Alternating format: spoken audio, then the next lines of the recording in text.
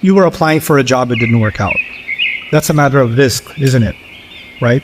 And you were really hoping it would work out, or you were really hoping you would get accepted into the university. You didn't get accepted into the university, right? Those are the kinds of tests where, yeah, you could feel depressed, you could feel sad, but you can't live in that sadness.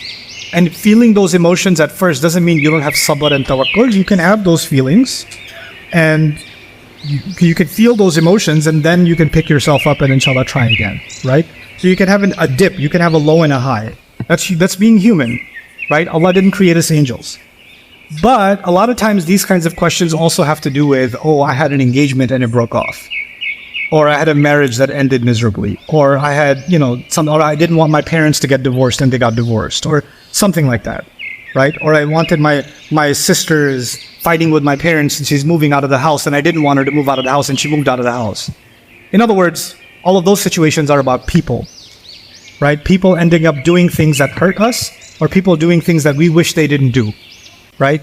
And there, I think, the sabr, to me at least, comes from the stories in the Quran where people that are much better than us, like Yaqub alayhi salam, had no control over his family.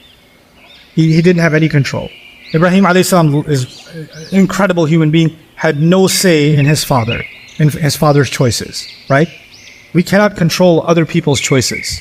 Sometimes those choices hurt us deeply. And those people that were much better than us, they were hurt very deeply. Being kicked out of your house is not an easy thing. And Nuh alayhi salam being married to the woman that he's married to is not an easy thing. Asiya being married to Fir'aun is not an easy thing. Musa alayhi salam running away from home is not an easy thing. These people were really traumatized by many terrible experiences, right? But Allah taught us through them that we can only control what is within our grasp, and we have to learn to let go what isn't. Right? Because in the end, inna lillahi wa inna ilayhi raji'un. This is what we say when a musibah strikes. Alladhina idha asabathum musibah, inna lillahi wa inna ilayhi raji'un. Whenever something strikes them, they say we belong to Allah, to Him we're going to return. Any problem I'm having, how long is it going to last? Well, as long as I last. I'm not here for that long. And when I think about the grand scheme of things, this problem isn't as big as I think it is.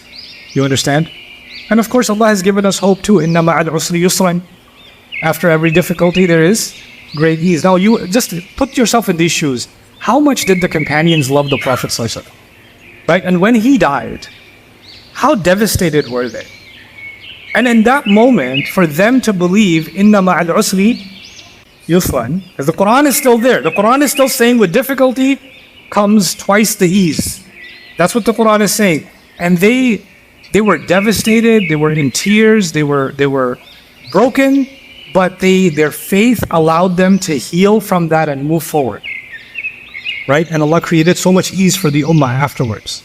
Right? So that's just this life. It's just going to come with trials and difficulties. Allah has made us mentally prepared that life isn't going to be easy. He said it many, many times.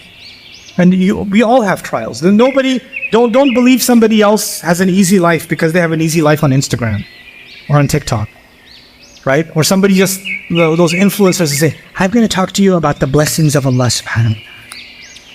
That doesn't mean they are just showering in blessings every morning and they have no issues. The moment the recorder goes off, what is that? You know? So we unfortunately, sometimes we run after things that are not as real. They're actually fake. But we believe them to be real. Because somebody else has them, so that they must not have any issues. They must not have any challenges. You have things that are causing you hurt. The person next to you has things that are causing them hurt. I have things that are causing me hurt. Everyone has them. Everyone has to deal with their own pain. And so Allah tests people differently. But the problem is we don't see the other person's trial, or we don't see that their trial is exactly the same as ours. So we start saying, how come Allah is not testing them, He's only testing me? Or how come I couldn't have it easy like they have it easy? You don't know if they have it easy or not. You don't know how, you don't know that, right? So these things give us a little bit of comfort that whatever trial Allah has picked for me, whatever loss Allah has picked for me, whatever experience Allah has picked for me,